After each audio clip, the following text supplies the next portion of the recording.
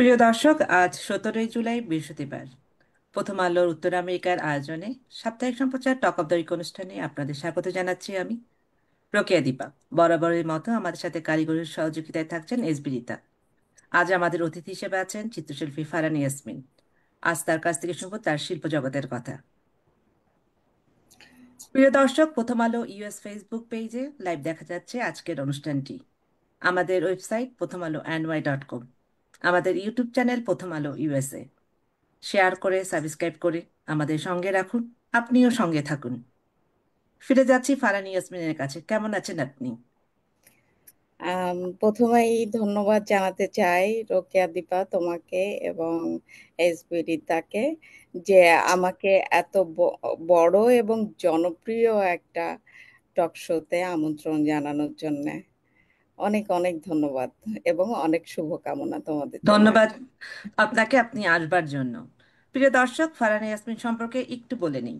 ফারহান ইয়াসমিনের জন্ম বাংলাদেশ চুয়াডাঙ্গা জেলায়। 1995 সালে বাংলাদেশ শিশু একাডেমি চুয়াডাঙ্গা জেলা শাখায় তিনি আর্ট শিক্ষক হিসেবে বাচ্চাদের আর্ট শেখাতেন।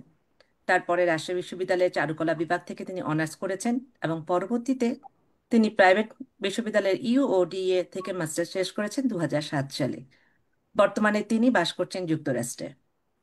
ফারহানা, আপনাকে পেয়ে আমরা অনেক ভালো লাগছে। আসলে আপনার চিত্রাঙ্কনগুলো আমাকে বরাবরই মুগ্ধ করে। এই যে এত অর্থবহ ছবিগুলো আপনি আঁকছেন, আঁকা শেষে আপনার অনুভূতি কেমন হয়? আরেকটু জানতে চাই, আপনি বলেছেন শিল্প কোনো গল্প নয়, শিল্প নিজেই এক বা একাধিক জীবন। এই দৃষ্টিভঙ্গি সম্পর্কে আরেকটু জানতে চাইবো আপনার কাছে।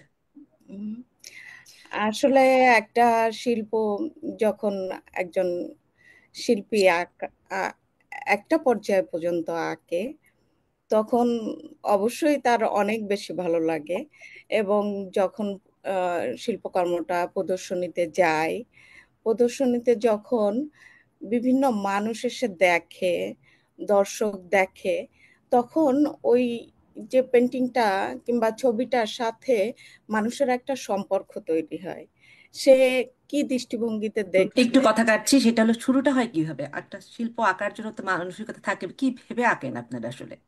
আচ্ছা, শিল্পের শুরুটা এটা আমার একজন টিচার উনি সব সময় বলতেন যে শুরু যখন করবা সাদা ক্যানভাসের সামনে কিছুক্ষণ বসে থাকবা, সাদা ক্যানভাসটাতে তাকিয়ে দেখবা যে তোমার কম্পোজিশনটা কেমন হচ্ছে। মানে মনে মনেই আসলে সাদা ক্যানভাসেই ছবিটা আঁকা হয়ে যায়। মানে প্রথমে একটা সাদা ক্যানভাসে ছবিটা আঁকা হয় হ্যাঁ, স্বপ্নেতে, কল্পনাতে। কল্পনাতে। ধরো একটা সাপোজ আমি বলতেছি যে একটা অ্যাপল, আমি সেটাকে আঁকার চেষ্টা করব। তো সেইটা আগেই আমি একটা চিন্তা করে নিচ্ছি যে অ্যাপলটা আমি কোন পজিশনে কোন জায়গাটাতে আঁকবো, তাহলে এটা অনেক বেশি সহজ হয়। আরেকটা জিনিস সে বলতো সব সময় যে ক্যানভাস কিংবা কাগজে যখন ছবি আঁকবা তখন ক্যানভাস এবং কাগজটাকে একটু হাত বুলিয়ে নিবা। যেমন আমরা পোষা প্রাণী বলি কিংবা ছোট বাচ্চা যে বলি আদরে তাদের ভালোবাসায় টাচ আদর করে করি। নিতে হ্যাঁ, হয়। এই জিনিসটা আমি এখনো ফলো করি যে একটু বসে থাকি, তারপরে দেন আমি শুরু করি যে কম্পোজিশনটা আমি কি করব। তার মানে আপনার ভেতরে আরেকটা মিরর আছে ইয়েস। এখানে। আরেকটা ক্যানভাস দিয়ে এখানে রাখি রঙিন। আপনার হুম। কাগজ কলমের বাহিরে আপনার আহ, ভিতরেই একটা মিরর আছে, যেখানে আপনি এই হাতে ওই ব্রাশটা ধরার আগে আপনার সেখানে একটা চিত্র চলে আসে, এটা কি হতে যাচ্ছে, কি করতে যাচ্ছে। একদম সঠিক। অসংখ্য হ্যাঁ, ধন্যবাদ, আমি মাঝখানে ঢুকে গেলাম, আমার কাজই কোনো এটা। অসুবিধা নেই। কিন্তু আরেকটা কথা আপনি যেটা বললেন যে আঁকার আগে একটু হাত দিয়ে এটাকে সন্তানের মতো একটু ধরে নিতে হয়। আপু, আমি ঠিক জানি না আপনার এই ফিলোসফিটা সবার জন্য প্রযোজ্য কিনা। আমি অসংখ্য কাগজপত্র নিয়ে অনেকবার একেবারে বুকের উপর তুলে ধরে আমি চেষ্টা করেছি, তারপরও আমি একটা পাতালত আঁকতে পারি না। যাই হোক, রোকেয়া দীপা, আপনি কন্টিনিউ করেন। এরপরে নিশ্চয়ই নিশ্চয়ই পারবে আজকের হ্যাঁ প্রথম। হ্যাঁ, অবশ্যই এটা আসলে অনেক বেশি মেডিটেশনের ব্যাপার। যে আমি একটা মানে মেডিটেশনের মাধ্যমে ভিতর দিয়ে আমরা যাওয়ার চেষ্টা করি যে আসলে আমি কি ছবিটা আঁকবো। হ্যাঁ, আমরা তো আসলে একটা মানুষ দেখি কিংবা যে কোনো একটা সাবজেক্ট দেখি, যে কোনো কিছু বিষয় নিয়ে চিন্তা করি, সেই চিন্তাটাকেই আসলে আমরা ক্যানভাসে উপস্থাপনা করি। আগে তো আসলে আমাদের ব্রেনটাতে পুরোটা ড্রয়িং হয়ে যায়, দেন আমরা সেটা। তারপরে অনেক ধীরতা থাকতে হয়, কারণ আপনি রঙের সেই ব্যাপার এদিক অঙ্কনটাকে ওদিক হলে। হ্যাঁ, সন্তানের মতোই লালন করেন। রঙের ব্যাপারে আমি বলবো যে রংটা অনেক বেশি নিজস্ব করে নিতে হয়, যে আমি কি কি রং ব্যবহার করব আমার ছবিতে। এবং দর্শক যখন ছবিগুলো দেখে, তখন তারাও বুঝতে পারে যে এই ছবিটা, মানে রং দেখলেই বুঝতে পারে যে এই ছবিটা ফারহানার। রঙের তো অনেক অনেক ভাষা থাকে, আমি যেমন জানি, তাই না? হ্যাঁ হ্যাঁ, সেই অনেক তো, ভাষা থাকে। অনেক ভাষা থাকে। আমার ক্ষেত্রে আমি সব সময় সব রংগুলোই ব্যবহার করি, আমার নিজের মতো করে মিক্সড করে করি। কখনো আহ, মানে অনেক বোল্ড কালার, যেমন রেড, ব্লু, ব্ল্যাক, এগুলো আবার একটু বোল্ড করে রেখে দিই। মানে এটার পিছনে কোনো কারণ আছে? বোল্ড করাটার পিছনে কোনো কারণ থাকে? অবশ্যই কারণটা হচ্ছে যে এক একটা কালারে এক একটা মিনিং আছে, যেমন রেড ভাষা আছে। কালার, ব্ল্যাক কালার, হ্যাঁ, সেটা যেন তার নিজস্বতা থাকে। সেই জায়গাটা থেকে আমি বোল্ড এটা একটা ভাবতে ভালো কালার। লাগে, তিনটা মৌলিক কালার থেকে এত কালার বানিয়ে আবার সেটা শিল্প তৈরি করা অনেক বিশাল বড় ব্যাপার। অবশ্যই। আপনি যেটা বলছিলেন, আপনি বলছিলেন প্রদর্শনীর ক্ষেত্রে যে কানেক্ট করা, যে দর্শকের সাথে যেটা থাকে না, যে একটা ছবি দেখে যে অনুভূতিটা প্রকাশ করে, সেটা থেকে কিছু বলবেন? হ্যাঁ হ্যাঁ, সেটা থেকে বলি, যখন প্রদর্শনীতে ছবিটা থাকে তখন সে একটা তার নিজের মতো করে চিন্তা করে। হ্যাঁ, যেমন হচ্ছে সে তার অনুভূতিটা বুঝতে পারে, তার চোখের চাহনি কিংবা মুখের চাহনি দেখে তার একটা কিছু মনে হয়, তার জীবনের সাথে মিলে যায়। যেমন আমরা যখন একটা কবিতা পড়ি কিংবা একটা গান শুনি, আমাদের জীবনের সাথে যে মিলে যায়, সেই সেই জায়গাটা থেকেই আসলে আমি বলতে চেয়েছি যে আসলে একটা ছবির এক বা একাধিক জীবন হয় এভাবেই, বিভিন্ন মানুষের মাধ্যমে। মানে একটা ছবি অনেকের ভাবনা থেকে আবার অনেক রকম ভাবনা হ্যাঁ, চলে আসে। তার একটা জীবন ফিরে পাই। যেমন আমরা বলতে পারি যে মোনালিসা যখন আমরা ছবিটা দেখি, তখন তুমি একরকম করে দেখো, আমি একরকম করে দেখি, কিংবা আমার পাশের জন অন্যরকম করে দেখে। হ্যাঁ, এটা সবাই সবার জীবনের সাথে না একটা কানেক্ট কানেক্ট করে নিয়ে, কানেক্ট করে করে ছবির ভাষা। তারপরে সে তৈরি করে। যেমন আহ, তখন আমি অনেক ছোট, আমার আম, আব্বা তিনি ইরাকে ছিলেন। তো যখন আমি আবার বড় হয়েছি, উনি আমার সাথে, যে বাংলাদেশে এশিয়ান একটা এক্সিবিশন হয়, এশিয়ার যে দেশগুলো আছে সেই দেশের আর্ট গুলো নিয়ে। হ্যাঁ, আচ্ছা। তো ওইখানে যাওয়ার পরে সে আমাকে বলল যে আমি ইরাকে একটা ছবি দেখছিলাম, যে ছবিটা কাঠের কতগুলো, কাঠের কি বলবো, যে লাকড়ি, হ্যাঁ, হ্যাঁ, লাকি। সেখানে কয়লা এবং ফায়ার, আগুন জ্বলছে। হ্যাঁ, তো ওই যে ছবিটা তার অনেক দিন পরে আমার সাথে গল্প করছে। হ্যাঁ, তার মনের ভিতরে কিন্তু ওই ছবিটা রয়ে গেছে, সে যে দেখছে। হ্যাঁ, তার তো ভালো লাগাটা এইভাবে, রয়ে গিয়েছে হ্যাঁ ওই হ্যাঁ কাঠের হ্যাঁ, লাঠির আগুনের যে এইভাবে ইটাতে। আসলে মানে একটা ছবি সেটা ইরাক থেকে চলে আসছে বাংলাদেশে, তার মেয়ের সাথে গল্প বলছে। হ্যাঁ, বাবার স্মৃতির মধ্যে থেকে মেয়ের ক্যানভাসে চলে এসেছে। ক্যানভাসে চলে ভালো, আসছে। ভীষণ ভালো। হ্যাঁ, তো এইভাবে আসলে আমরা চিন্তা করতে পারি যে আসলে একটা ছবির অনেক জীবন থাকে, শুধু একটা গল্পে দাঁড়িয়ে থাকে না। না, খুব সুন্দর একটা বর্ণনা শুনলাম আমরা ছবির। আপনার প্রবাস জীবনের শুরু 2019 সালে। কিভাবে এই প্রবাস জীবন আপনার শিল্পকে বদলে দিয়েছে বা সমৃদ্ধ করেছে? আসলে আমি মনে করি যে শিল্পের যে ভাষা, সেটা কোনো প্রবাস কিংবা দেশ কিংবা কালপাত্র এগুলো ভেদাভেদ করে না। আহ, বাংলাদেশে কিংবা দেশে থাকতে আমি যেরকম ছবি আঁকতাম, এখানে আসার পরেও আমি সেরকমই ছবি আঁকি। তবে হ্যাঁ, এখানে হয় কি, প্রদর্শনী তে যখন ছবিগুলো থাকে, তখন অন্যান্য দেশি লোকজন এসে যখন তার সাথে কানেকশন করে, কিংবা তার দৃষ্টিভঙ্গি দেখে, কিংবা তার আম, ভালো দিকগুলো আমার সাথে বলে, খারাপ দিকগুলো আমার সাথে বলে, তখন না অনেক নিজের বেশি মধ্যে একটা ডেভেলপ, মানে ভালো লাগা একটা কাজ করে। হ্যাঁ, ভালো লাগা একটা কাজ করে। আরো বেশি কি করলে আমার কাজগুলো আরো বেশি ডেভেলপ হবে, আরো সমৃদ্ধি হবে, সেটা আসলে অনেক বেশি পাওয়া যায় এই জায়গাতে এসে। আর দেশের যে দেশে যখন প্রদর্শনী হতো আপনার ছবি, তখন ওইটার অনুভূতি আর এখানকার অনুভূতি একটু ভিন্ন এই কারণে। হ্যাঁ, অবশ্যই একটু তো ভিন্নই। ধরো দেশে উম মানে যে ফ্লেভারটা ছিল, যেমন আমি, আমার একটা সিরিজ আছে যে সিরিজে আমি আঁকি সারাউন্ডিং ফেসেস। হ্যাঁ, তো দেশে যেরকম আমি মানুষজন দেখি চলার পথে, সেরকম মানুষগুলো দেখে আমি আমার ভিতরের যে আম, সত্তা, সেটার সাথে মিলিয়ে আমি আমার ক্যানভাসে উপস্থাপন করি সাধারণত। জানতে হ্যাঁ, চাইবো, গল্পের বইয়ের প্রথম অধ্যায় দ্বিতীয় অধ্যায় থাকে বা প্রথম পার্ট থাকে, এই সিরিজের ব্যাপারটা কি, ছবির ব্যাপারটা সিরিজ যেটা বললেন? হ্যাঁ, হ্যাঁ, সিরিজের ব্যাপারটা এক, একই নামে অনেক সিরিজ, মানে অনেক ছবি থাকে। হ্যাঁ, আমার, একই প্যাটার্নের হবে নাকি সেটা মানে কি ভিন্নতা কি? হ্যাঁ, মানে গল্পটা কিছুটা একই থাকবে, কিন্তু ছবি ভিন্ন ভিন্ন হবে, আচ্ছা। কালারে ভিন্নতা আসবে। হ্যাঁ, তো এইখানে এসে সারাউন্ডিং ফেসেস যখন আমি দেখি, তখন তো এইখানে বিভিন্ন জাতির মানুষ, কখনো সাদা মানুষ দেখছি, কখনো কালো, কখনো আমাদের দেশীয় যে ব্রাউন স্কিন, তাদের মতো দেখছি। তো করোনার সময় আসলে আমি বেশ কিছু হ্যাঁ, আমরা সিন, জানি করোনা যুদ্ধের সময় সারা হ্যাঁ, বিশ্ব যেখানে থমকে গিয়েছিল আপনার ক্যানভাসে, কিন্তু সেই সময় আমরা অনেক ছবি দেখেছি আপনাকে। হ্যাঁ, বিভিন্ন ওইটাও জাত। আমাদের জানার একটা আগ্রহ আছে, কেমন ওই অনুভূতি ছিল আসলে, আপনি এই কাজগুলো কিভাবে আসলো মানে তখন করবার জন্য? আহ, মহামারীর সময় আসলে বিশ্বে মানুষ আহ, সবাই আতঙ্কিত। তো আগেও এরকম মহামারী হয়েছে, তখন আসলে শিল্পীরা এই মহামারী নিয়ে অনেক কাজ করেছে।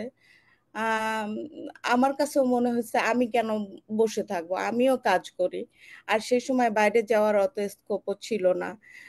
সবাই আতঙ্কে ছিল যে বাইরে গেলে কি অবস্থা হবে। সেই টাইমটাতে আবার আমি আমার প্রেগন্যান্ট ছিলাম, যার কারণে বাইরে সেই সময় যাইতেও আমার ভয় লাগতো, এবং ডাক্তারদেরও নিষেধ ছিল যে যারা এই সময়টা আহ, বাসা থাকাটা নিরাপদ তখন ছিল? হ্যাঁ, তখন নিরাপদ ছিল অনেক বেশি। তো তখন আমি প্রেগন্যান্সির উপরেই একজন করোনা মায়ের কি কি সমস্যা হইতে পারে, সেই বিষয়গুলো নিয়েও আমি কাজ করেছি। আর সারাউন্ডিং ফেসেস তো ছিলই, প্রচুর কাজ করছি।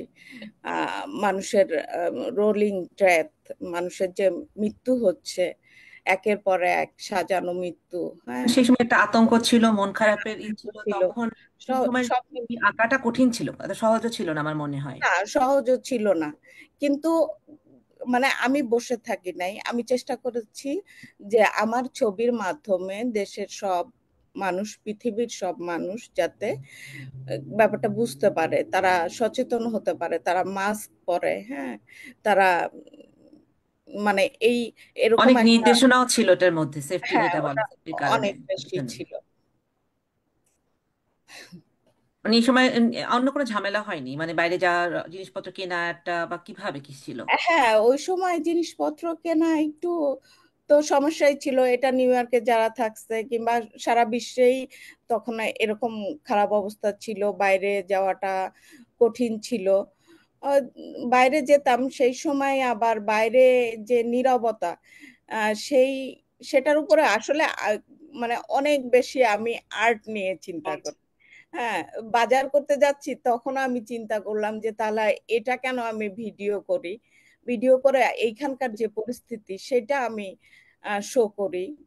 না, তো মনের মধ্যে সবসময় একটা কিছু থাকতো হ্যাঁ, যে আসলে সেই এখন সময়ও, কিভাবে মেসেজ দেওয়া যায় অন্যকে সেফটির হ্যাঁ, জন্য। হ্যাঁ, ভিডিও আর্ট, অনেক করোনার উপরে আমার ভিডিও আর্ট আছে। আমরা হাজবেন্ড ওয়াইফ, আমার হাজবেন্ড আর্টিস্ট, তো দুজনা মিলেই আমরা উম, তৈরি করার চেষ্টা করছি। অনেক ধন্যবাদ। আমরা জানি যে the women and her golden রোজ সিরিজটি আপনি করেছেন ক্যান্সার নিয়ে যুদ্ধ করছে যারা, তাদেরকে ঘিরে। ক্যান্সার নিয়ে কাজ করার পেছনে কোনো কোনো গল্প আছে, ব্যক্তিগত কোনো গল্প বা অনুপ্রেরণা? ব্যক্তিগত কোনো গল্প আসলে সেরকম নাই, কিন্তু তারপরও আমি মনে করি যে এটা যে কোনো টাইমে আমারও হতে পারে। মানুষের যে কষ্টটা দেখি আমি, যে একটা টাইম লাইন থাকে, সেই জায়গা থেকে মানুষের ফিরে আসা, হ্যাঁ, সেই বিষয়গুলো নিয়েই আসলে আমি ক্যান্সার সার্ভাইভারদের জন্য একটা শক্তি, একটা আলো, আশার আলো, জীবনের আলো দেখানোর চেষ্টা করি আমার ক্যানভাসের মাধ্যমে। মানে তো জীবন এখানে শেষ নাই, শেষ নাই, মানে আরো। হ্যাঁ, আরো যত্ন যদি থাকে, পরিবারের যত্ন থাকে, তার নিজের একটা ভিতর থেকে যত্ন থাকে, সামাজিক ভাবে যে আমরা দেখি যে কারো ক্যান্সার হলেই আমরা চিন্তা করি যে সে, তার জীবন শেষ। শেষ। কিন্তু হ্যাঁ, কিন্তু সামাজিক ভাবে যদি আমরা তাকে সাপোর্ট করি, হ্যাঁ, তার ভালো থাকার জন্য, তার শক্তিটাকে বৃদ্ধি করার জন্য, হ্যাঁ, তাহলে তখন দেখা যায় কি সে মানসিকভাবে অনেক স্ট্রং ফিল করে, সে আরো শক্তভাবে বাঁচার চেষ্টা করে। হ্যাঁ, অনেক মানুষকে দেখছি আমি যারা আহ, এরকম ক্যান্সার থেকে ফিরে আসছে এবং ভালো আছে। আর এর সাথে যে আমি পোর্ট্রেট গুলোর সাথে যে golden rose, white rose, blue rose এগুলো দিই, এগুলো সাধারণত এর রং বেজ আর কি একটা বক্তব্য থাকে। এটা যেমন আনন্দের একটা প্রতীক হিসাবে। গোল্ডেন গোল্ডেন কালারটা সাধারণত আমি দিই তার যে সোনালী যে সময়গুলো থাকে, সেই সময়গুলো যাতে সে চিন্তা করে, তার বেঁচে থাকার আগ্রহটা যেন বাড়ে। হ্যাঁ, তার ছোট ছোট সন্তানের ভবিষ্যৎ থাকতে পারে, তার আত্মীয় স্বজনের ভবিষ্যৎ থাকতে পারে। এই ফিল্ড থেকেই আসলে আমার পোর্ট্রেট গুলো কথা বলে। হ্যাঁ, ব্লু যেরকম আমরা ধরি যে ব্লু কালারটা হচ্ছে যেমন বেদনার, তেমনি আমাদের নদী, সমুদ্র, আকাশ কালারের সাথে মেশে, এই যে একটা বিশালতা, হ্যাঁ, এই বিশালতাটাকে ফিল করার জন্যই আসলে আমি এগুলো ক্রিয়েট করি একটা পোর্ট্রেটের সাথে। মানে অনেক চিন্তা ভাবনা আপনার করে আসলে। হ্যাঁ, অনেক চিন্তা ভাবনা এখানে করে। আপনি যে কথাটা বললেন, আম, নিরাময়ের যে কথাটা, করোনার সময় যে মানুষের মেন্টাল সাপোর্টটা, আমাদের এখানে নিশ্চয়ই আপনি জেনে থাকবেন, আমাদের হাসপাতালগুলোতেও কিন্তু আর্ট থেরাপি হ্যাঁ, হ্যাঁ, ট্রিটমেন্ট করা হয়। করা এবং হয়। এখানে যারা মানে খুব সিরিয়াস হেলথ কন্ডিশন থেকে, কোনো সার্জারি কিংবা অনেক ধরনের ক্রনিক ডিজিজ থেকে মেন্টাল হাসপাতালে হেলথ। আছেন, রাইট, হুম। হাসপাতালে থাকেন, তারপর আমাদের যে হোম কেয়ার, আমাদের কি বলে এটাকে, রিহ্যাবিলিটেশন সেন্টার গুলোতে, এমনকি আমাদের যে শেল্টার গুলো সেন্টার গুলো হোমলেসদের জন্য, মেন্টাল এভরিওয়ার কিন্তু, হেলথে হ্যাঁ, সাহায্য আমাদের করে। কিন্তু আর্ট থেরাপি ওখানে থাকে। এবং দেখা যায় চিকিৎসার মাঝখানে মাঝখানে কেউ একজন আসে, খুব সুন্দর করে গিটার বাজায়, সে হুম, art, crayon, pencil, brush strokes, যেটা যে ক্যানভাস যে যেটা ইউজ করবে নিয়ে এসে তাদের সাথে গল্প করে, তারপর বলে যে তুমি ড্র করো। আমিও এরকম কিছু চেষ্টা করেছিলাম, আমিও করেছিলাম। আমি যখন হুম। ট্রান্সপ্লান্টের পর হসপিটালে ছিলাম, হ্যাঁ, আমাকে হ্যাঁ। দিয়েছিল আর্ট করতে। তো এটা সিরিয়াসলি কিন্তু ওই সময়টাতে যে ভেতরের যে আবেগটা, যে সময় কাটানোটা, যে উদাস হয়ে থাকা যন্ত্রণাটা, যেটা অনেকটাই কিন্তু এটা রিলিজ করে আমাদের। রিলিজ হয়। হ্যাঁ, একদম রাইট, definitely। একদম রাইট। অনেক রঙের সাথে মিশিয়ে একটা কিছু করলেও নিজের মনের যে বিষাদ বর্ণহীন হয়ে থাকে ওইটাও মানে কালারফুল হয়ে ওঠে একটু একটু করে। হ্যাঁ, আর একটু বলি আমি, যখন আমরা ধরো দৌড়াই, তখন হয় কি যে আমরা কিন্তু তেমন চিন্তা করতে পারি না, একটা ফোকাস থাকে। হ্যাঁ, তো যখন আমরা ছবি আঁকি, ভিতর থেকে মানে একটা প্রেশার হয় যে আমাকে, আমি মানে কি একটা আঁকতে চাচ্ছি, সেটা আমাকে চিন্তা করতে হয়, যার কারণে আদার্স চিন্তাগুলো না চলে যায়। ভালো চিন্তাটা, পজিটিভ যে বিষয়টা, ধরো একটা ফুল আঁকবো, সেটা তো আমাকে মাথা থেকে চিন্তা করে বাইর করতে হচ্ছে। হ্যাঁ, তো এই জিনিসটা ক্রিয়েট হয়, যার কারণে মেন্টাল হেলথ বলো আর মানে পেশেন্টদের ক্ষেত্রে অনেক বেশি হেল্প করে। সহায়তা, হ্যাঁ। আর হ্যাঁ, আপনি এটা অনেক বেশি ক্যান্সার সার্ভাইভারদের নিয়ে যে কাজটা করেছেন, হুম, হুম, চিত্রের কাজটা, করোনা সময় যে কাজটা করেছেন, হুম, হুম। এইটা, এটার প্রশংসা জানাতেই হয়। আসলে আমরা অনেক, আমাদের আর্ট শিল্পী আছেন হয়তো আম, যে কাজটা আপনি করেছেন এটা শুধু খালি একজন চিত্রশিল্পী হিসেবে নয়, ভেতরে যে একটা মানবিক তাগিদ, যে অন্যকে অনুভব করা, অন্যের পরিস্থিতিটা অনুভব করার যে ভিতরে যে যন্ত্রণাটা, সেটা আপনি আপনার মধ্যে নিয়েছেন বলেই সেটা করতে পেরেছেন। সো আপনাকে অনেক ধন্যবাদ। একদম ঠিক। অনেক ধন্যবাদ আপনাকেও। হ্যাঁ, ধন্যবাদ না, কারণ আপনি অনেক কিছু ভাবছেন এবং শুধু যে মনে নিজের আনন্দের জন্য করছেন বা জীবিকা বা পেশা হিসেবে ভাবছেন সেটা না। অনেক দিক আছে আপনার এই ছবি আঁকার গল্পগুলো, ভালো লাগছে শুনতে আমাদের আসলে। তো আপনার ছবিতে আমরা ভালো দেখি লাগছে। নারী, মুখ আর গোলাপ এই উপাদান আপনার বারবার আসে ছবির মধ্যে। এই কম্পোজিশনের পিছনে আরো কোনো ভাবনা কাজ করে কি? আহ, গোলাপটাই যে আগেও বললাম যে গোলাপটা আসলে আমি সিম্বল হিসাবে ইউজ করি। এখন গোলাপের পাশাপাশি আমি যখন আমরা চিন্তা করি, হ্যাঁ, যে পিছন থেকে ধরো আমার শ্যাডোটা, হ্যাঁ, শ্যাডোটা তো সবসময় আমার সাথে থাকছে, কিন্তু যখন শ্যাডোটা আমি পাশে দেখতে পাচ্ছি তখন অনুভূতিটা কেমন। এই জন্য আমার এখনকার ছবিগুলোতে সাইড দিয়ে ওরকম একটা আম, মানে লুকানো ফেস পোর্ট্রেট মানে থাকে। মনের একটা গুপ্ত কথা বলা, যেটা নিজের একটা হ্যাঁ, একান্ত হ্যাঁ, হ্যাঁ, পথ, যেটা ওইটাকে প্রকাশ সেটা করা আর কি একটা। আমি তৈরি করছি। আবার কিছু ছবিতে আছে যে উম, ধরো কেমোথেরাপি দেওয়ার পরে যে আমাদের একেবারে চুল টুল পড়ে যায়, আমরা খুব একটা আয়নায় মানে যে যে আমরা অভ্যস্ত না দেখতে, আমাদেরকে হ্যাঁ, যেমন হ্যাঁ, তেমন অবস্থা যখন দেখি আমাদেরকে। তখন মানে অনেক কষ্ট হয়। তো তার ফ্যামিলি যখন তার সাথে যুক্ত হয়, তো আমি সাধারণত ফ্যামিলি যখন দিই তখন তার হেয়ার স্টাইলটা দেখা যায় কি দুই পাশ দিয়ে তার ফ্যামিলিকে আমরা মানে আমি আমার ক্যানভাসে তুলে আনার চেষ্টা করি, যাতে সবাই মিলে একটা হেল্প করছে। পাতার মধ্যে একটু চোখ থাকে, যেটা আমরা মনে করি যে হচ্ছে তার একটা কেউ ছোট তাকে বাচ্চা কেয়ার থাকতে করছে। পারে, হ্যাঁ, কেয়ার করছে, কিংবা সে মনে করছে যে আমি না থাকলে এই বাচ্চাটা কি হবে। নয়নমণি বলে একটা যে বাচ্চা থাকে, হ্যাঁ, অনেক হুম হুম। আদরের, সেই বাচ্চাটার জন্যও মানে একটা চোখ দেখা যাচ্ছে। আমি পুরোটা আঁকলাম না, কিন্তু একটা পাতার মধ্যে একটা চোখ আঁকলাম, হ্যাঁ।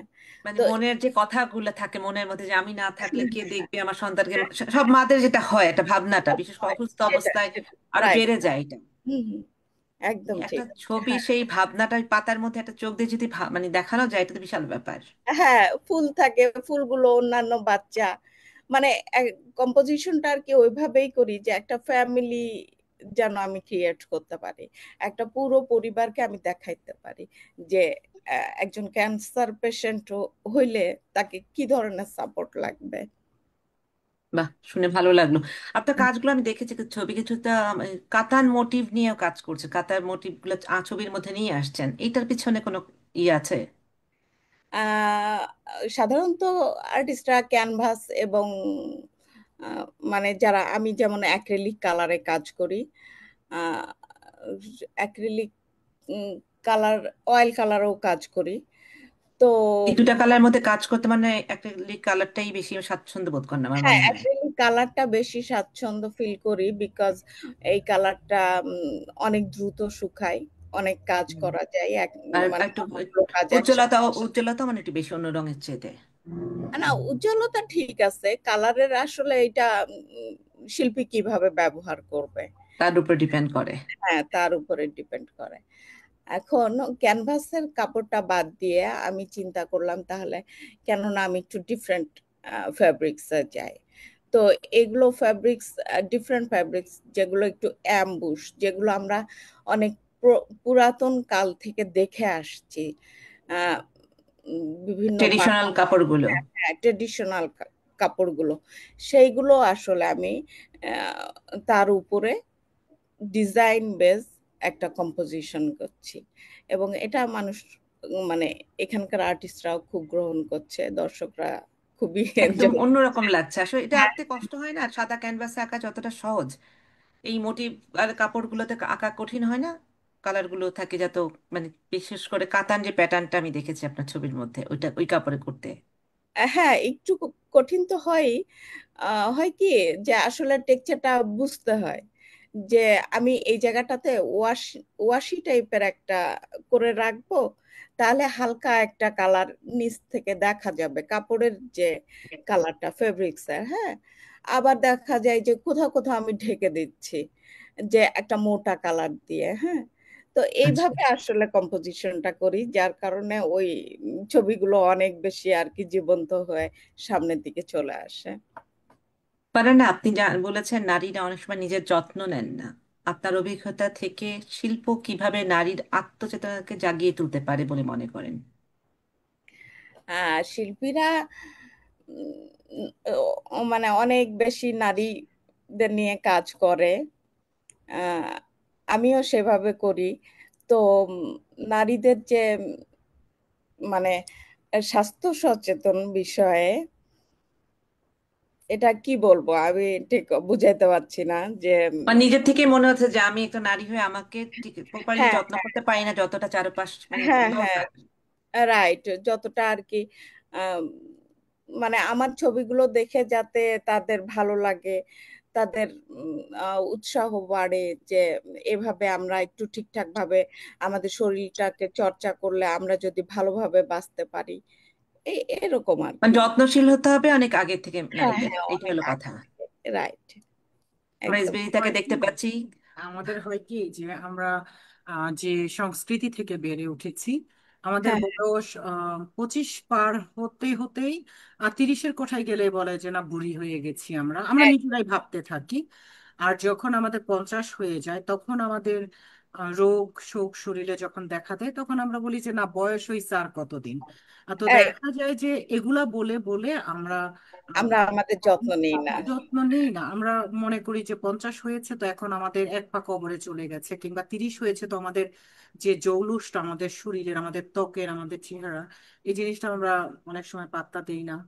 অনেক হুম, সময় আমাদের আহ, পরিবার থেকে উৎসাহিত করা হয় না। এখন দিন বদলেছে, তারপরে পরিবার থেকে অনেক সময় উৎসাহিত করা হয় না।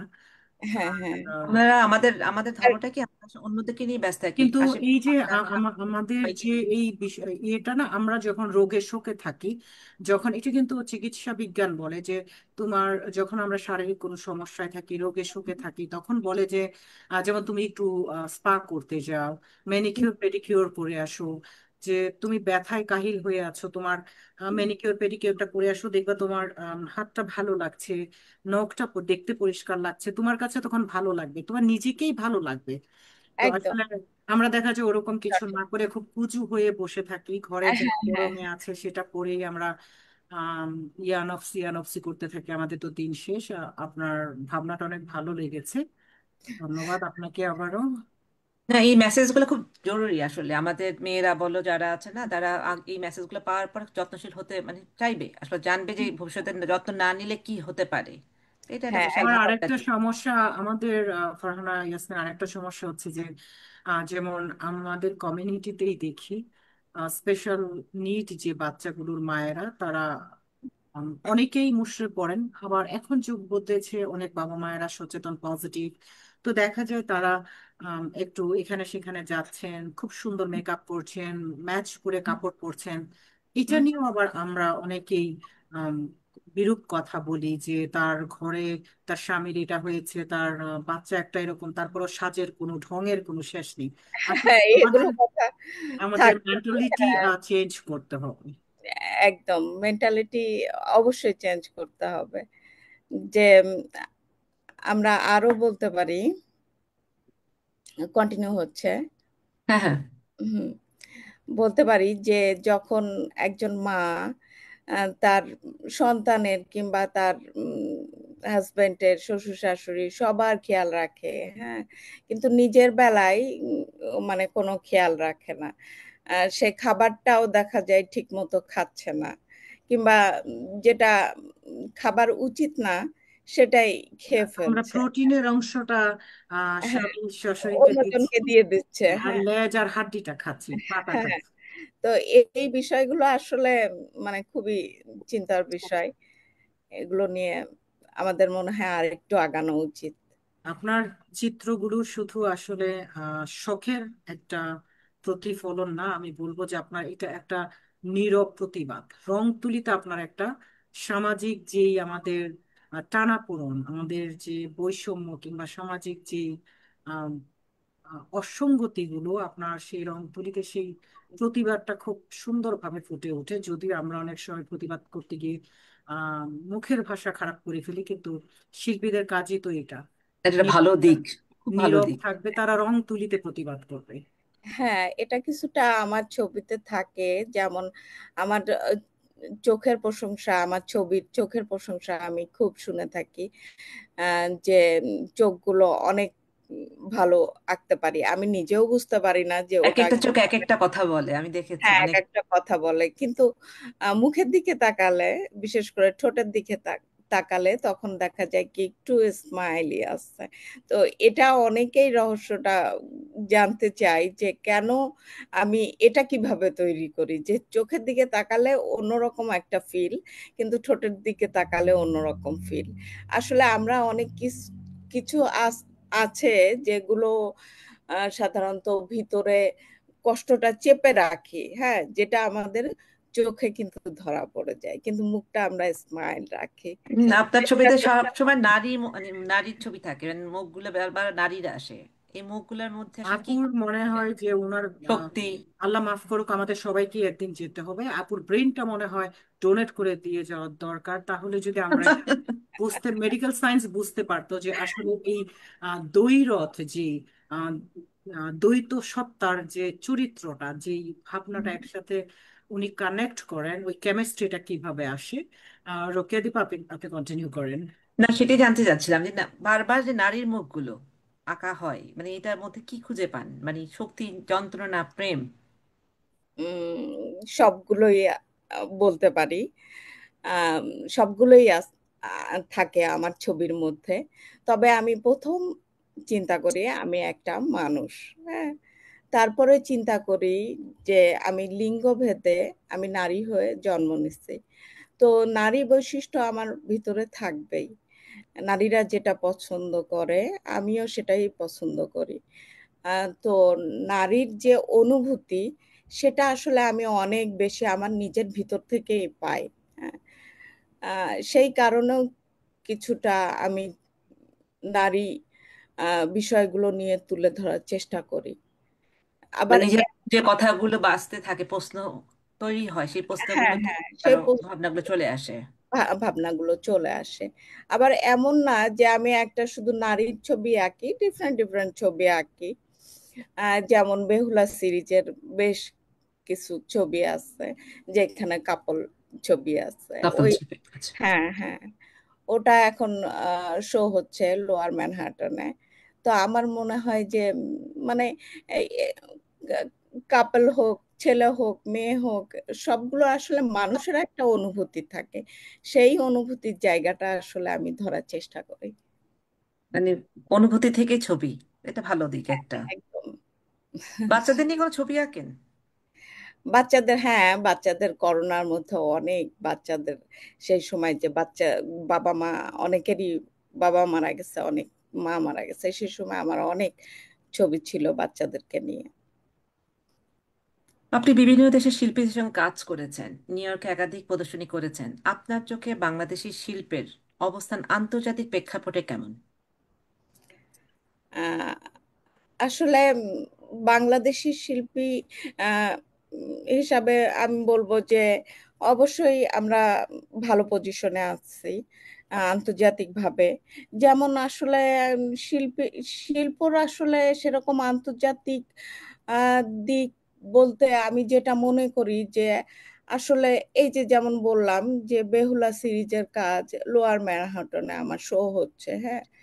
তো এটা তো আসলে আমাদের কালচারেরই একটা গল্প। সেটাই নিয়ে এসে আমি যখন ম্যানহাটনে শো করছি, এটাই আসলে আন্তর্জাতিক মান। তারা প্রশ্ন করে, এই ছবিটা দেখে নিশ্চয়ই প্রশ্ন করে, তখন হ্যাঁ, আমাদের হ্যাঁ, কালচারটা তুলে আমাদের চলে আসে। রাইট, আমাদের কালচারে যেমন আমরা যখন লেটারিং এ যাই, যেমন হচ্ছে ধরো সরেয়া, এখানে এ কিংবা এক, ওয়ান, হ্যাঁ। তো এক লেখাটা অনেক বেশি একটা ঢঙের, আর এইখানে ওয়ান লেখাটা একেবারে স্ট্রেট, হ্যাঁ।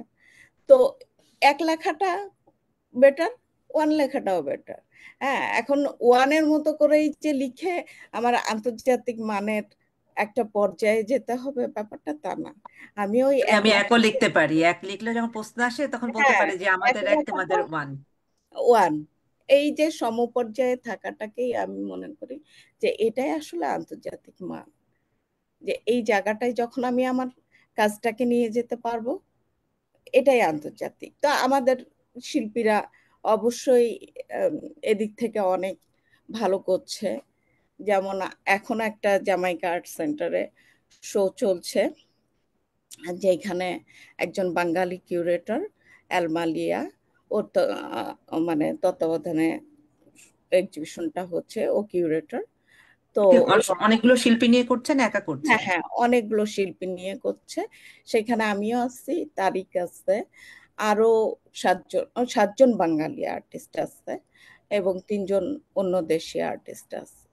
তো তাহলে এই, সেক্ষেত্রে বাংলাদেশে অনেক শিল্পী আছে, 7 জন হ্যাঁ শিল্পী হ্যাঁ, ডেভেলপমেন্ট। 25 তারিখ পর্যন্ত চলবে। তোমাদেরকে, আপনাদেরকেও জানাচ্ছি যে সময় থাকলে, যারা ছবি দেখতে চান আগ্রহী তারা হ্যাঁ ওখানে চলে যেতে পারেন, হ্যাঁ, অ্যাড্রেসটা একদম জানা থাকলো।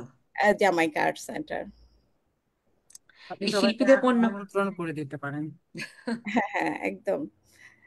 আচ্ছা, রোকেয়া দীপা, আপনার মনে হয় আরো প্রশ্ন আছে।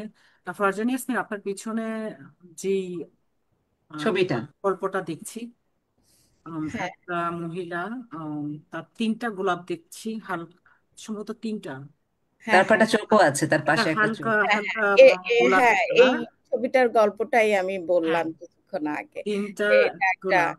হ্যাঁ, ফ্যামিলি ছবি।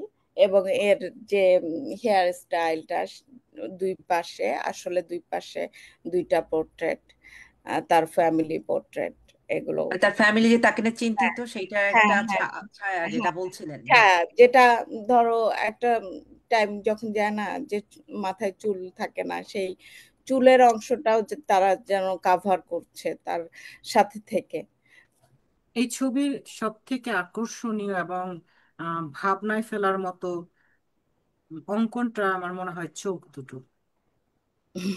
চোখ ফারহান ইয়াসমিনের প্রতিটা ছবিতে বলবো চোখের চোখ দিকে দুটো। আমার তাকিয়ে থাকতে আচ্ছা, অনেক ফারহান ভালো লাগে। ইয়াসমিন, ধরেন আমরা তো অনেকেই সাধারণ মানুষ, আমরা যারা আহ, একটা পাখিও আঁকতে পারি না, আমাদের অনেক সময় আঁকার শখ হয়, যেমন কোনো কোনো সময় হয়ে যায় না, মনটা বিষণ্ণ হয়ে গেল, খারাপ হয়ে গেল, তো ধরুন একটা ছবি আঁকতে চাচ্ছি আমি, বিগিনারদের হিসাবে, বিগিনারদের জন্য। বিগিনার হিসেবে, মানে বিগিনার বললেও ভুল হবে, একটা ছবি আমি চাচ্ছি, আমার মনে ঘুরপাক খাচ্ছি যে আমি আচ্ছা। একটা ছবি একটা পেন্সিল দিয়ে আমি আঁকবো, যে বিগিনার তো আমরা আমরা তো আর পুরো ব্রাশের বক্স কিনবো না এই মুহূর্তে, ওয়েস্ট অফ মানে, তো পেন্সিল দিয়ে ধরেন আমি আঁকছি যে একটা মহিলা, একটু তার মুখটা আধা, মুখটা একটু, সে একটা দেয়ালের মধ্যে হাত দিয়ে দাঁড়িয়ে আছে, মানে পিছন থেকে তার চিত্রটা দেখলে যে তার হুম অর্ধেক শরীরটা কিংবা একটা সাইড, হুম ওই হুম। ওইরকম একটা চিত্র আঁকতে গেলে মানে আগে কোন দিক থেকে আমরা শুরু করব, মানে মুখটা না পা না কোনটা, শরীর কোনটা?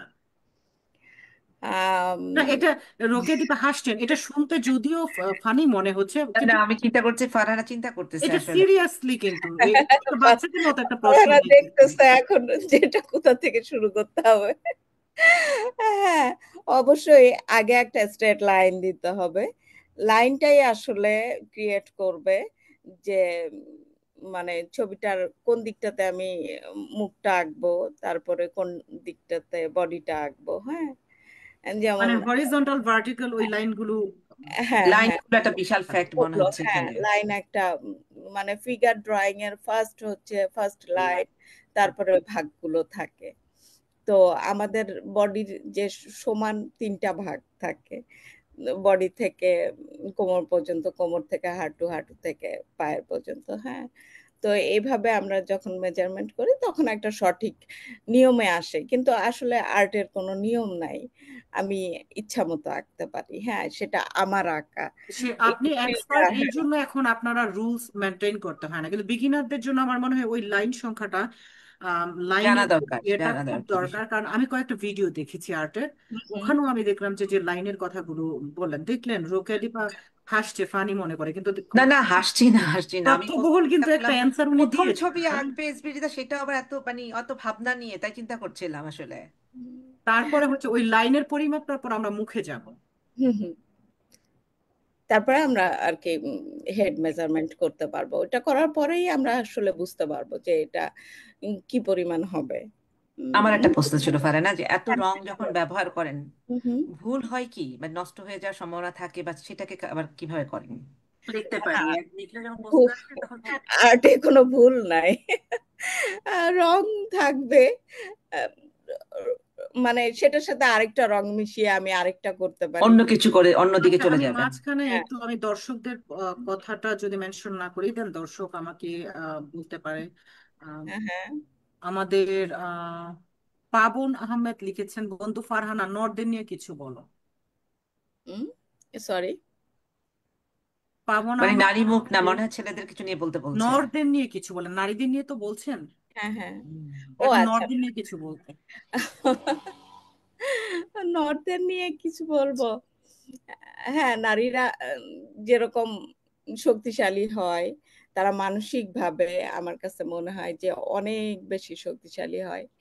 তো সেই শক্তিশালী জায়গাটার একটা বড় জায়গাতে থাকে আসলে নররা। হ্যাঁ, যে জায়গাটা আসলে আমরা ছায়া ফিল করি, ভালোবাসার জায়গা, আহ, একটা আশ্রয়। হ্যাঁ, ছোটবেলা থেকে আমরা আমার বাবাদের আশ্রয় থেকে আসছি, আমার হাজবেন্ডের আশ্রয়ে আসছি, এরপরে আমার ছেলের আশ্রয়। হ্যাঁ, এই যে মানে আমি ওইভাবে বলতে চাচ্ছি না যে সে আর কি আমাকে খাওয়াবে পড়াবে, এরকম ব্যাপারটা না। হ্যাঁ, কিন্তু এই যে কাছাকাছি থাকা, হ্যাঁ, যে মানসিক শান্তি থাকবে একজন হ্যাঁ, কেউ আছে। মানসিক যে একটা শান্তি, সেই জায়গাটা আসলে অনেক মানে থাকলে অনেক বেশি একটা নারী আগি এ, মানে অনেক আগাইতে পারে। সে তার জীবনে এই আসলে সাপোর্টটা থাকলে। পড়ে থাকে না। হ্যাঁ, ধন্যবাদ অলওয়েজ সে ফারহানা হ্যাপি ইয়াসমিন। থাকে। আমরা পাবন, আপনি দেখছেন, আশা করি ফারহানা ইয়াসমিন খুব শীঘ্রই নর্থের নিয়ে একটা চিত্র আমরা দেখতে পাবো। কারণ এতটা বৈষম্য তো ঠিক না, অ্যাকচুয়ালি আমাদের নারীদের নিয়ে একটা চিত্র অবশ্যই। নর্থের নিয়েও থাকতে হবে। আর ওকে দিবে, আপনি শেষ করার শেষ প্রশ্নে যাওয়ার আগে আমি একটু দর্শকদের প্রশ্নটা করছি। আমাদের অনেক বিভিন্ন স্টেট থেকে দেখছেন অনেকে। আমাদের কানিজ হোসনা আকবরী লিখেছেন, ও উনি আমাদের উনি একজন আমাদের চিত্রশিল্পী। আরেকজন চিত্রশিল্পী। আচ্ছা হ্যাঁ আচ্ছা, হ্যাঁ। হ্যাঁ, কানিজ হোসনা আকবরী, আপনাকে অসংখ্য ধন্যবাদ। উনি লিখেছেন, ভালো লাগছে তোমাকে দেখে। দিনা ফেরদৌসী নিউ জার্সি থেকে দেখছেন, উনি লিখেছেন অনেক দেখছি ধন্যবাদ। অনুষ্ঠান। হুম। সোহানা নাজনীন আমাদের নিউ কুইন্স থেকে দেখছেন, লিখেছেন ধন্যবাদ আপনাদের দুইজনকে। ফরিদা ইয়াসমিন দেখছেন আমাদের।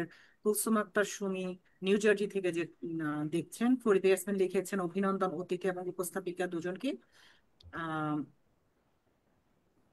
ফয়জুন নাহার মিশু লিখেছেন অনেক অনেক ভালোবাসা আপু। ফরিদা ইয়াসমিন লিখেছেন আজকে একটা ব্যতিক্রমী টক শো হচ্ছে। ফরিদা শিরিন খান লিখেছেন ব্রুকলিন থেকে দেখছি। কুলসুম আক্তার অনেক সুমি ধন্যবাদ। লিখেছে শিল্পের কোনো সীমানা প্রাচীর হয় না। আম, কানিস আকবরী আবারও লিখেছেন খুব ভালো লাগছে তোমাদের। হুম। তারিক জুলফিকার সম্ভবত, যদি আমার আমার নাম উচ্চারণে ভুল হতে পারে ক্ষমা করবেন, লিখেছেন good luck. Nira Rahman comment করেছেন সৃজন আনন্দ থাকুক অক্ষয়, দেশে কিংবা প্রবাসে অভিবাসে শিল্প সাধনাতে এর প্রকাশই সকলকে জুড়ে রাখা যায়, তাই চলুক তুলি রঙের ছটাছড়ি, আন্তরিক শুভকামনা। এরা আমার সম্ভবত অস্ট্রেলিয়া থেকে দেখছেন। হ্যাঁ, অস্ট্রেলিয়া থেকে আমাদের মুর্শিদা বেগম লিখেছেন খুব ভালো লাগছে। ইশতিয়াক ইশতিয়াক আহমেদ লিখেছেন খুব ভালো লাগছে তোমাদের। উনি মেনশন করেছে, হ্যাঁ, আমাদের সুমন শামসুদ্দিন দেখছেন আমাদের। পাবন আহমেদ আবারও লিখেছেন আজ এখন কিন্তু সব মেয়েরা কি জানি হাড়গোড় খায় না। হ্যাঁ, না ভাইয়া, ঠিক আছে। আমাদের এরা অনেক, এখন সচেতন হয়েছে। হ্যাঁ, অনেকেই এখন স্বামীকে দেওয়ার আগে নিজেরাই ভালোটা খেয়ে নেয়, দ্যাটস ট্রু। আমাদের পাবন আহমেদ আবারও লিখেছেন বন্ধু ফারহানা অনেক গুণী শিল্পী, ডেফিনেটলি হুম, আপনার বন্ধু বলে নয়, অনেক ধন্যবাদ। আমরা যতটুকু দেখেছি ইটস ইনক্রেডিবল। সবার মধ্যে এটা থাকে না, আমাদের মধ্যে নেই। আমরা অনেক দোয়া করি আমাদের ফারহানা ইয়াসমিনের জন্য। আমাদের উম, ওই যে পাবন আমাদের দেখেছেন আপু, মেয়েরা এখন আর লেজ আর হাড্ডি খায় না। হ্যাঁ, ঠিক আছে। কুলসুম আক্তার, সুমি লিখেছেন পাবন এবার খুশি তো? আচ্ছা, হ্যাঁ আমার মনে সম্ভবত। হচ্ছে পাবন এখন লেজ হাড্ডি পাবনকে খেতে হচ্ছে, এই জন্য সে হ্যাঁ, কনফার্ম করছে আমাদের তার ব্যাপারটা সাফায়েত আমার ব্রেনে মনে মজুমদার হয়। দেখছেন নিউ জার্জি থেকে, আমাদের সাফায়েত মজুমদার আমাদের নিয়মিত দর্শক শ্রোতা। অসংখ্য ধন্যবাদ যারা দেখছেন এতটুকু সময় নিয়ে, যারা আমাদের টকশোতে অতিথি হিসেবে আসা ফারহানা ইয়াসমিনকে সম্মানের সাথে গ্রহণ করেছেন, আপনাদের সময় নিয়ে দেখছেন, আপনাদের কাছে কৃতজ্ঞ। আপনাদের ছাড়া এই টক শো যাবে না কোথাও, কারণ আপনারা দেখেন বলেই আমরা সামনে আসি। আপনাদের আবারও ধন্যবাদ। ফারহানা ইয়াসমিন, আপনাকেও ধন্যবাদ। তো আমি রোকেয়া দীপার কাছে যাচ্ছি। ধন্যবাদ রিতা, সবার মানে বলা আমাদের শুনলাম আমরা, যারা যারা প্রশ্ন করেছে বা জানতে চেয়েছে, ধন্যবাদ তোমাকে। ফার্নেসবিন, আমরা একদম অনুষ্ঠান শেষের দিকে আমরা একটু জানতে চাইবো আর্টিস্ট ফোরাম নিয়ে একটু কথা শুনতে চাইবো, এখানকার আর্টিস্ট ফোরাম যেখানে অনেক বাঙালি একসাথে আছে মনে হয় এই ফোরামের সাথে জড়িত। হ্যাঁ, আহ, নিউ ইয়র্কের আর্টিস্টরা আছে। সেখানে সংখ্যাটা আমি বলতে পারবো না, তবে আমরা বেশ একটা পরিবার বলা চলে। মানে আহ, সুখে দুঃখে একসাথে। শিল্পীদের একটা ঘর, একটা হ্যাঁ, ঘর, শিল্পীদের একদম নিজেদের একটা পরিবার আলাদা করে। সেটাই। তো আমরা একসাথে প্রতি বছর ওয়ার্কশপ করি। এই বছরও কিছুদিন আগে ওয়ার্কশপটা হলো 5 6 4 5 6। তো ওয়ার্কশপটা অনেক ভালো হয়েছে। আমরা একসাথে এক্সিবিশন করি, এখানে অনেক শিল্প আড্ডা তো সব সময় হয়, উইকলি একটা আড্ডা চলে, খুব না, ভালো। একাধিক শিল্পীর আড্ডা তো অনেক অনেক রঙিন হওয়ার কথা, এত হ্যাঁ, রঙের মানুষেরা। এই গ্রুপের সাথে থাকতে পেরে আসলে মানে আমরা দুজনাই অনেক বেশি খুশি। এই তাছাড়া ধরো এখানে আহ, আমরা সবাই এখন আর্ট করছি, আমাদের আর্ট নিয়ে আগানোর চেষ্টা করছি। বিভিন্ন জায়গায় বিভিন্ন জন শো করছে, ভালো লাগছে, একে অপরের সাথে খুব ভালো সম্পর্ক এটা একটা চলছে। ভালো একটা দিক, সবাই একসাথে থাকা, মিলেমিশে কাজ করার আনন্দ। একদম। ধন্যবাদ ফারহানা ইয়াসমিন, আমরা একদম শেষের দিকে আছি, দর্শকের উদ্দেশ্যে যদি শেষ কিছু বলতেন আপনি। হ্যাঁ, শেষ আসলে কথার তো কোনো শেষ থাকে না। আর শিল্পের কথার আসলে শুরুটাই হয় যখন আর কি কথাটা বলা শুরু করা হয়। তো সবাই শিল্পের সাথে থাকবেন, শিল্পীদেরকে ভালোবাসবেন, শিল্পকে ভালোবাসবেন। ধন্যবাদ ভবিষ্যৎ ফারহানা ইয়াসমিন। অনেক ধন্যবাদ দর্শক শ্রোতাদের যারা সময় নিয়ে আজকের পর্বটি উপভোগ করলেন। আমাদের অনুষ্ঠান শেষের দিকে, আগামী পর্বে আবারও নতুন কোনো অতিথি নতুন কোনো বিষয় নিয়ে আবারও ফিরবো আপনাদের কাছে। এই প্রত্যাশা সবাইকে জানাচ্ছি শুভেচ্ছা, শুভরাত্রি।